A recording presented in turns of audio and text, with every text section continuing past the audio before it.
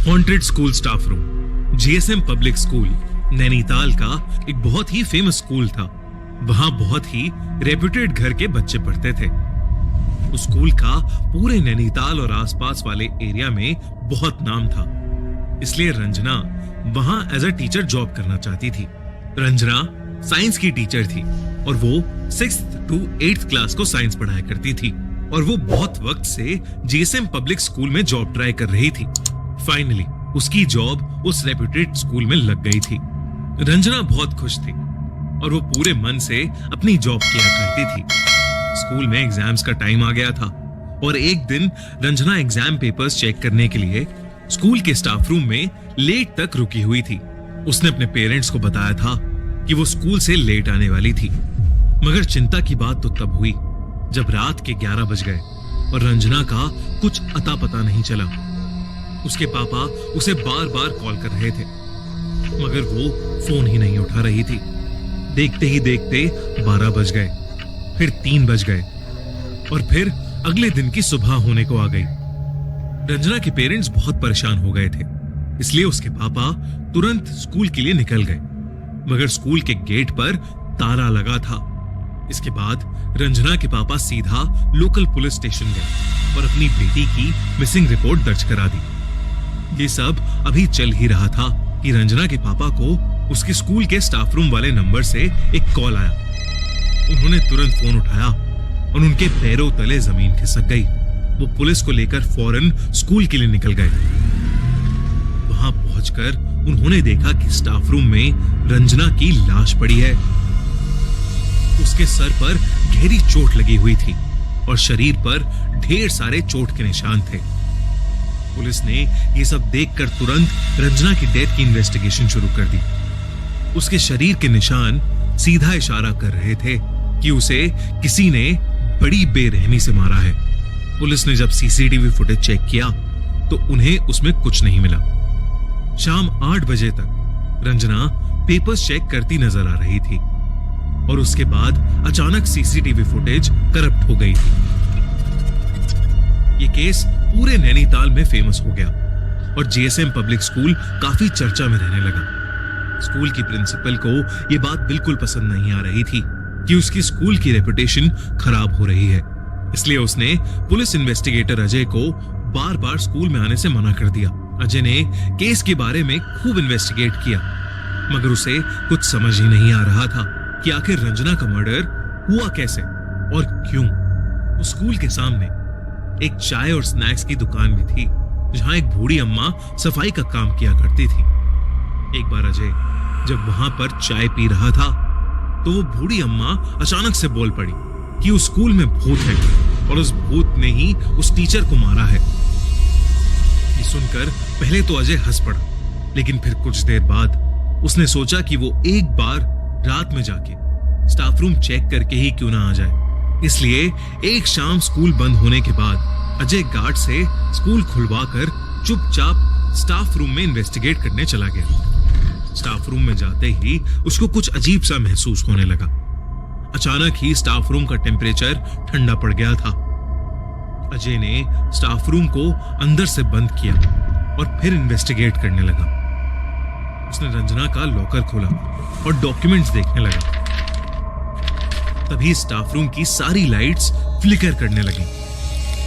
अजय ने ट्यूबलाइट थोड़ी घुमाई ताकि लाइट फ्लिकर होनी बंद हो जाए और वो जलबुझ बंद भी हो गई। इन सब पे ध्यान न देता हुआ अजय दोबारा अपना काम करने लगा कि तभी रूम में लगी ट्यूबलाइट ब्लास्ट हो गई और पूरे स्टाफ रूम में अंधेरा छा गया। अजय ने इस बात को ज्यादा सीरियसली नहीं लिया और सभी पेपर्स उठाकर रूम से बाहर जाने लगा, मगर स्टाफ रूम का दरवाजा अब खुल ही नहीं रहा था। उसने दरवाजा खोलने की बहुत कोशिश की, मगर वो खुल ही नहीं रहा था। तभी अजय को अपने पीछे से किसी औरत के रोने की आवाज आई। वो पलटा और उसका दिल बुरी तरह दहल गया। एक औरत दीवार की तरफ मुंह करके जमीन पर बैठी रो रही थी। अजय की धड़कनें ये देखकर बहुत तेज हो गई थीं, क्योंकि पूरे स्कूल में उसके अलावा कोई था ही नहीं। वो पूरी जान लगाकर दोबारा दरवाजा खोलने की कोशिश में लग गया, मगर अगले ही सेकंड वो बर्फ सा वहीं जम गया। वो धीरे से मुड़ा तो उसने देखा कि वो औरत ठीक उसके पीछे छत से उल्टी लटकी हुई है। जब उसने ध्यान से उसका चेहरा देखा तो उसकी आंखें फटी की फटी रह गईं। वो औरत कोई और नहीं बल्कि रंजना ही थी। उसकी आत्मा उसी स्टाफ रूम में कैद थी। देखते ही देखते रंजना की आत्मा छत से ही फ्लोट करते हुए उसी कोने में चली गई जहां वो बैठकर रो रही थी। उसने जैसे ही रंजना की आंख में आंख मिलाई, रंजना जोर से चिल्लाई और फिर हवा में कहीं गायब हो गई। अजय उस कोने की तरफ गया तो उसने देखा कि स्टाफ रूम की वो दीवार लकड़ी से बनी थी, जबकि बाकी दीवारें सीमेंट से बनी थीं। अजय ने तुरंत वो दीवार तोड़ दी। जो उसने वहां देखा वैसा कुछ उसने आज तक कभी नहीं देखा था।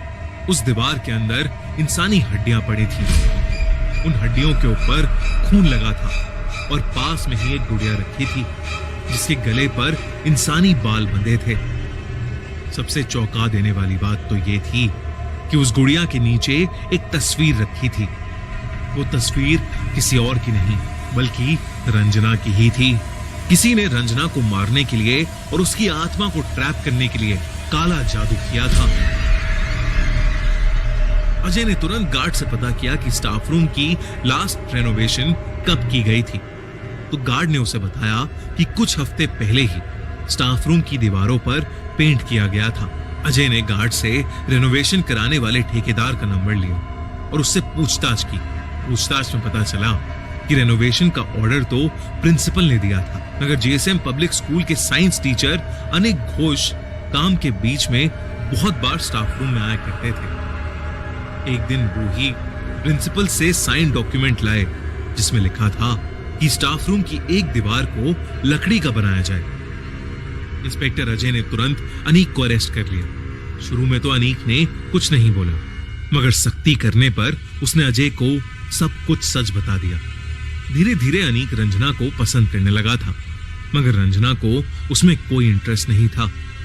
धीरे धीरे अनीक की फीलिंग्स उसके सर पर चढ़ने लगी थीं और वो रंजना के पीछे हाथ धोकर पड़ गया था। एक दिन जब उसने देखा कि रंजना किसी दूसरे लड़के से हंस खेल कर बात कर रही है तो अनीक गुस्से से पागल हो गया। जिस दिन रंजना स्कूल में देर तक रुकी थी उस दिन छुट्टी के बाद अनीक भी स्कूल में छुपा बैठा था। वो स्टाफ रूम में गया और रंजना से जबरदस्ती करने लगा। रंजना ने अपने बचाव में अनीक को धक्का मारा, मगर अनीक को बहुत तेज गुस्सा आ गया और उसने रंजना का सर टेबल के कोने पर दे मारा। रंजना की वहीं मौत हो गई। इसके बाद अनीक ने उस लकड़ी की दीवार के पीछे कुछ काला जादू करने का सामान छुपा दिया ताकि वो रंजना की आत्मा को वहीं ट्रैप कर सके और जब भी उसका मन चाहे वो उसे जाकर देख सके। अनीक की बड़ी बहन काला जादू करना जानती थी और अनीक ने उसी से ये सब करना सीखा था। अनीक के खिलाफ एक सॉलिड केस बनाया गया और कोर्ट द्वारा उसे उम्र कैद की सजा सुनाई गई।